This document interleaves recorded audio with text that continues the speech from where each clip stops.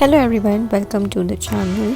So today we'll be painting a monochrome landscape using just one color. So monochrome painting is a painting which we do using one single color, and we just use different values of the same color to create the whole painting.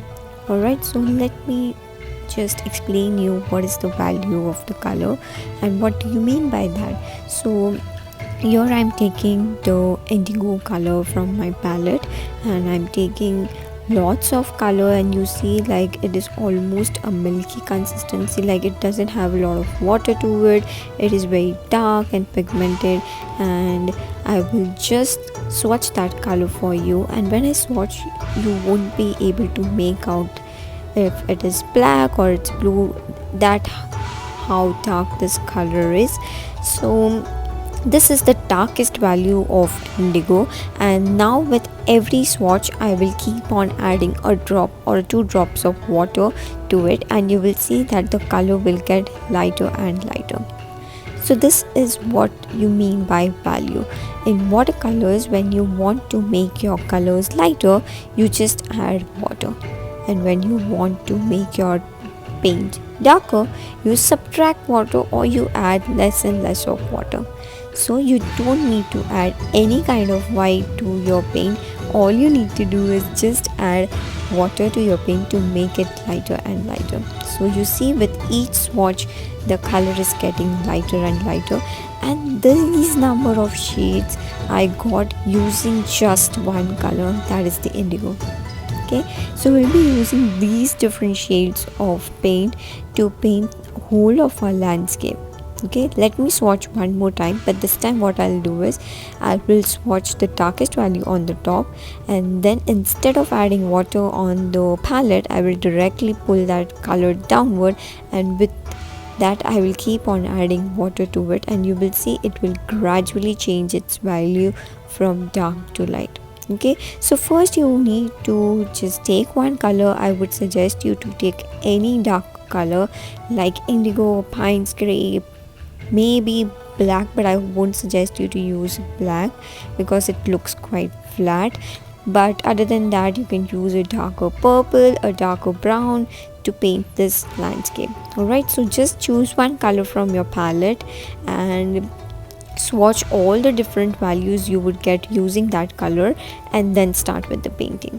So I've already sketched it out. You just need to pause the video and do the sketching part, and now let's move on to painting. So we'll be using wet on wet technique to paint the first layer of, and in watercolors we'll always move from light to dark. So again we'll go from very light value of the color, that is we'll add lots and lots of water to our paint to make it the lightest, and then we will start painting. So once you have applied even layer of water, I will start adding the lightest value on the sky, and I will use mid value of the same blue color just at the bottom, and we will leave that for now, and I will switch to a smaller round brush, and while the paper is still wet we will start adding the trunk of the tree. So I really wanted to add these branches while the paper was still wet because I wanted that faded look.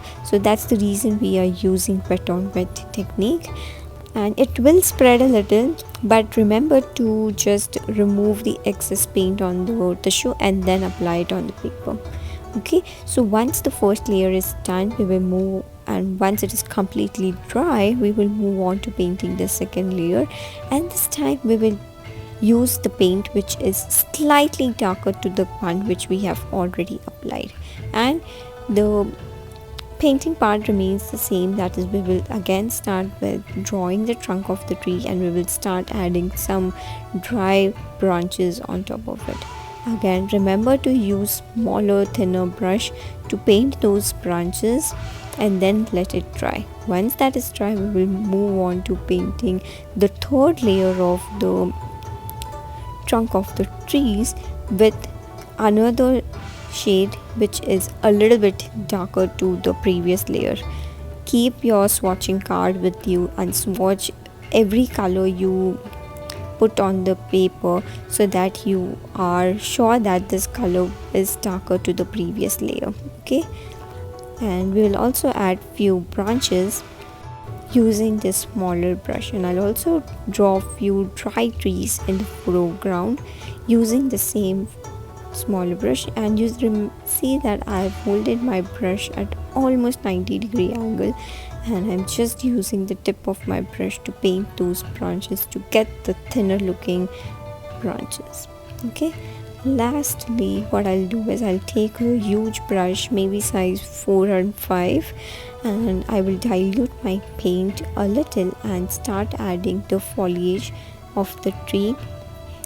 And I'll also add one more layer of that foliage, but I will use a little bit of darker color. And once I completed, I thought that I needed one more layer of those trees, so lastly I'm adding few more trees using the darkest value, and we are almost done.